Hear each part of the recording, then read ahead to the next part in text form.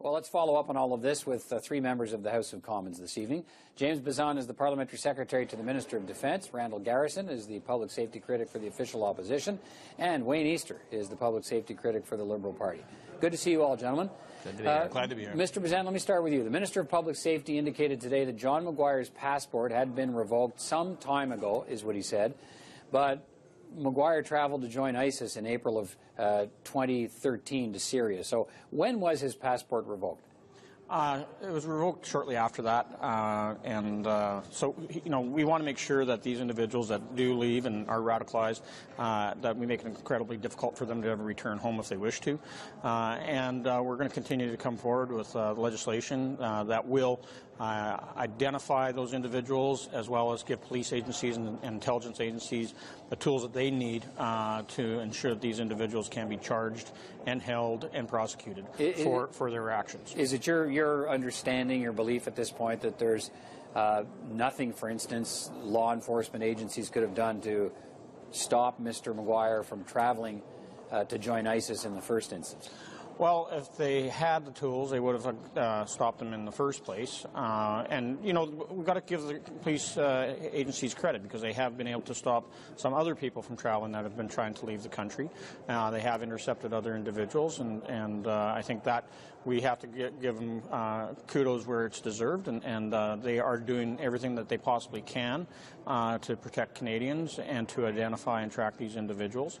And us as politicians, it's our duty and responsibility to bring forward legislation that helps them do their jobs more effectively and ensures that the safety of Canadians is taken into consideration, as well as making sure that these individuals aren't going abroad to where we can stop them from actually going out and becoming terrorists and killing innocent individuals. Mr. Garrison, what questions do you have in the wake of the release of this video calling on Muslims in this country to carry out attacks in Canada? Well, obviously we have to take these seriously, but there's a few things the government needs to do. One of those is the enforcement part of this.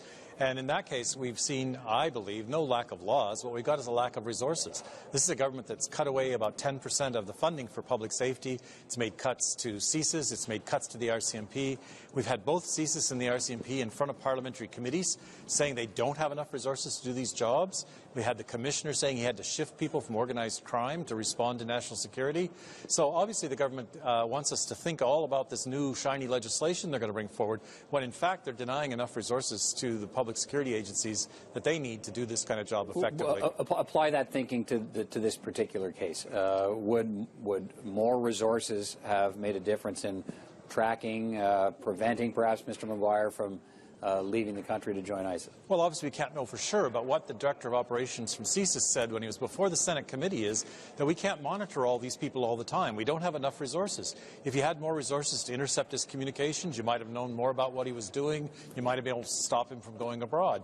So it is back down to, those you actually know about, can you do something effective about those? Mr. Easter, what questions do you have?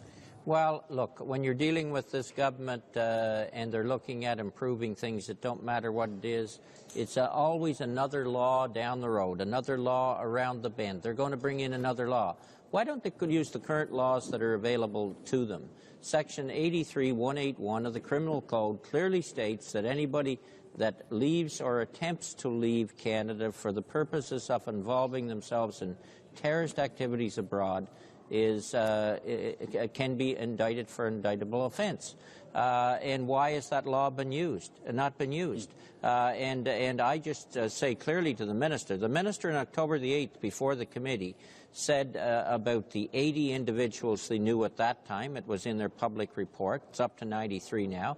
The Minister said they violated Canadian law. If they violated Canadian law, why are these terrorists still on Canadian streets? That's what I have to ask. The government has to accept its responsibility. Well, presumably it may be a problem with evidence for the RCMP, and I don't know that. But well, we don't know that either, and the Minister won't answer and tell us that. If that's the case, charge them, put it to court, and we'll see if there's a shortcoming in terms of the first case. But at least so you're a former Solicitor General, the political master of the RCMP at the time when the ministry existed. It's been replaced, we know, by the Department of Public Safety.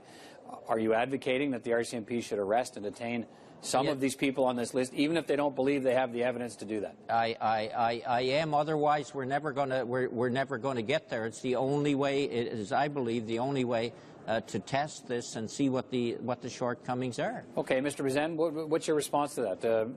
Essentially, if I hear Mr. Easter properly, he's saying that many of these new measures you have introduced, are about to introduce as a government, aren't necessary. You've got the tools there in the criminal code now. Look, I think Wayne's oversimplifying the situation, and you even mentioned it, Peter, that you know, the RCMP and Crown attorneys have to build a case, and we want to make sure that these charges stick. We don't want to just be throwing people in jail for the sake of throwing them in jail. We want to make sure that we do have solid legal cases against them, so that we can hold and detain, and ultimately, if they are charged as criminals, then we can hold them in prison under the law. That we have gone forward in making sure that laws are strengthened to ensure that these violent offenders are held in jail longer. But let's be perfectly clear. Like, we are legislators. It's our responsibility to bring forward the law. Let law enforcement do the job that they have to do. Well, what about Mr. Garrison's point that they don't have the money to do the job you want them to do? They're splitting hairs. We haven't taken any money out of frontline policing. We've reduced some back office costs.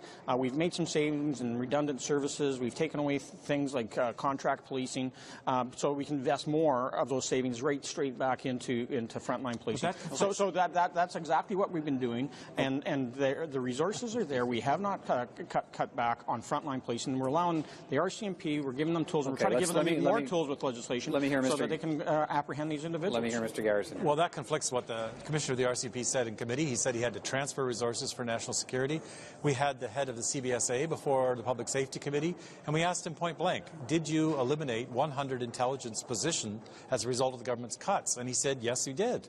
So obviously, you can call that a back office function if you want, but it's pretty important to have intelligence officers to protect our borders. So the cuts have had real impacts and make it hard to do what Wayne's asking for, and that's to build the cases against these people so that they can be prosecuted. And we've seen multi-millions, pretty near $500 million lapsed in terms of the Department of Public Safety and National Security. Why did that money lapse? Why was it not used? What you have here, Peter, is a government that for 3 years, basically 2 years now, has been blindly moving towards having as much surplus as possible, blindly looking at that and failing to govern and govern properly. They've been blindly moving that direction. And James can talk about what they've done. Look, they've been able to revoke passports, but how has that made Canadians more secure? Well, it hasn't. We've seen that. Let me talk about that then. Let's finish on this. In a few moments, we're going to hear on this program from an expert who says Canada needs to do more on the prevention side to de-radicalize Canadians who are targeted by these terrorist groups.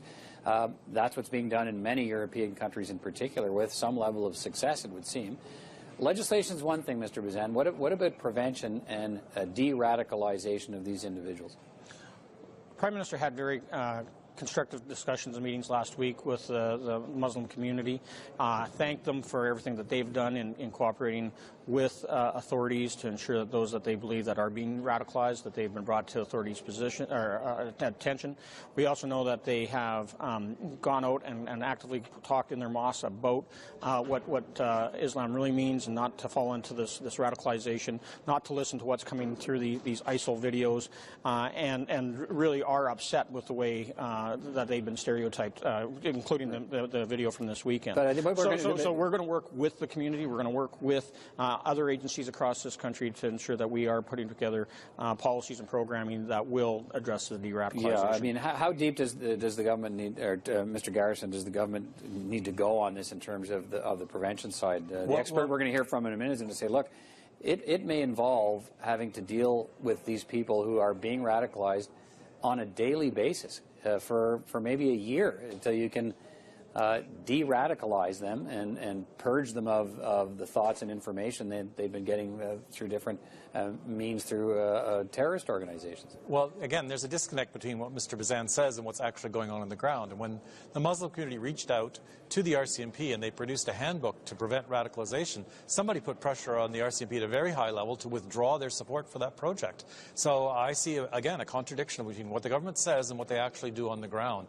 It's going to take some funding to these community community groups to help them tackle the problem both of radicalization and de-radicalization, and we haven't seen that from the government. Mr. Easter, what about that approach? Look, as I've said before in various programs, this government has a phobia against looking at root causes, and that's what we need to look at here. What is causing these individuals to be radicalized? What do they see in it for them? And how are the ways of preventing it? Who do we need to meet with in terms of trying to prevent this from happening? And the government does not want to go that way. They've shown that clearly. They won't even mention the words root causes, and that's where we have to be. We have to find the cause and effect, and as was suggested in other, and as they're doing in other countries, go to de-radicalization programs. That's where we have to be. Okay, gentlemen, appreciate your time on this tonight. Good of you to spend some of it with me, and we'll talk again soon. You bet. Take care.